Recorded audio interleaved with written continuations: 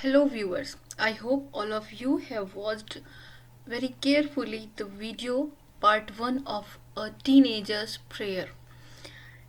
This is the second part of Teenager's Prayer and I am Ari Jha with you to tell you about the poetic device and English workshop related to this chapter. In this consequent, we will talk about the poem appreciation table which carries 5 marks in your activity sheet and you have to fill the informations under the given titles. The first is title of the poem, you know very well, which is A Teenager Prayer.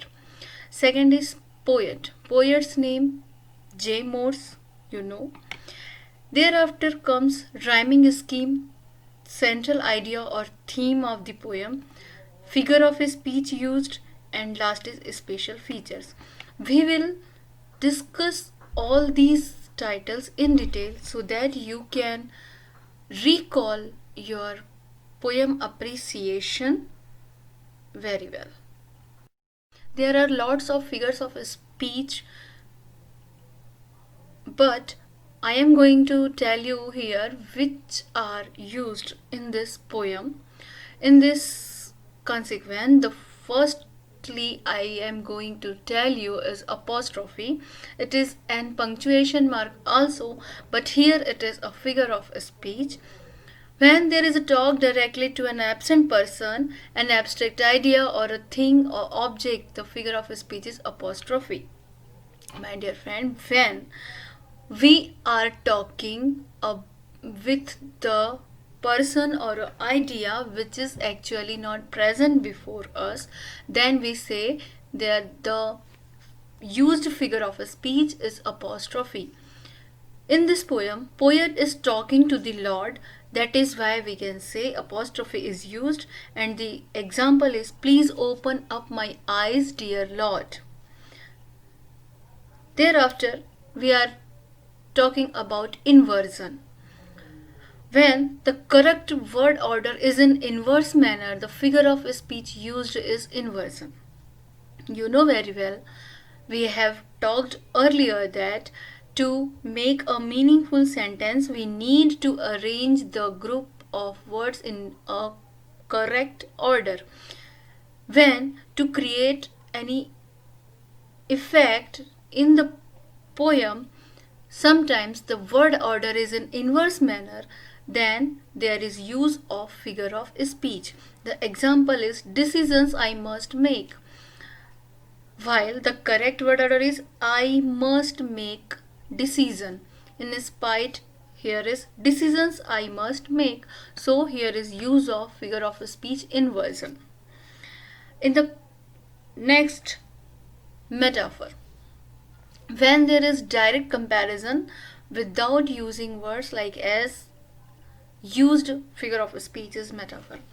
In metaphor, we compare something to a particular object but without using the word like and as. Here is the example, I can choose to take the road of life. Actually, there is not existence of road of life, but the way of living the life is compared to the road.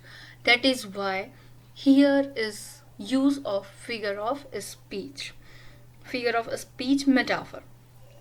Thereafter, alliteration. If there is occurrence of the same sound at the beginning of words in a phrase, sentences, etc., used figure of speech is alliteration. To make rhythmic effect, if there is use of a words in a phrase, sentences with special effect, it is said alliteration. Example is travel down the darkened road. Here D, down and darkened, used to create a rhythmic effect. That is why it is alliteration. So these figure of speeches are used in the poem Teenager's Prayer. So figures of speech used to make the poem more beautiful, more attractive, and more listenable, more effective. So, these are the figures of speech used in the teenager's prayer. Here is the rhyme scheme. To identify the correct rhyming scheme of the poem, you have to watch carefully the last word of each line and then name them A, B, C, D according to their rhythm, arrange them, and hence you can find the rhyming scheme of that particular stanza and the poem.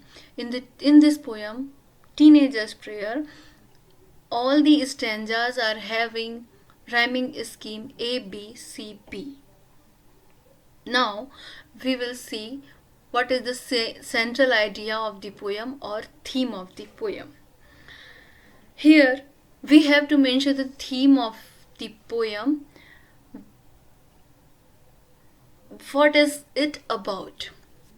Theme means what about the poem is written, what the poet wants to tell us, what is actually the theme of the poem.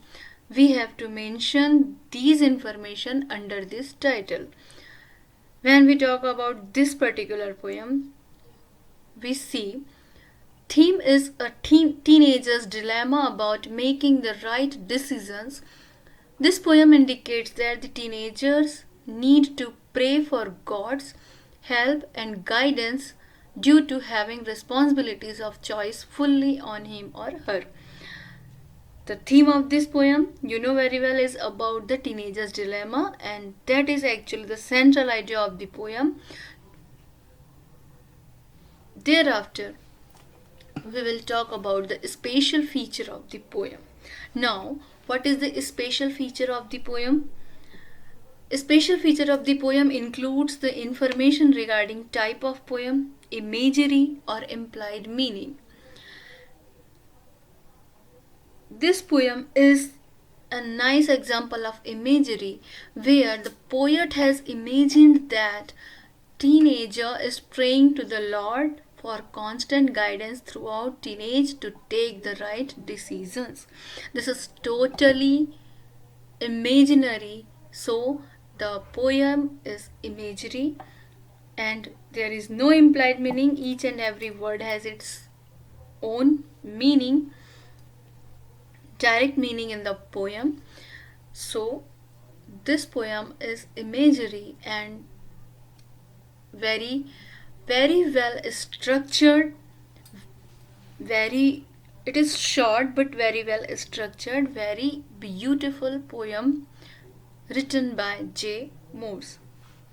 So in this way you have to complete the table of poem appreciation, and I hope you all have got these all informations regarding this. Now we will see English workshop related this. Here is English workshop having some activities for you related to the poem. My dear friend, the first one is to choose the correct alternative and complete the given sentences. You have to read the sentence, read the poem, and according to which you have to choose the correct alternative. Let us see first one. According to the poet, dash are brought by each new day. Options are new beginnings and new endings. Obviously, new beginnings is the correct answer.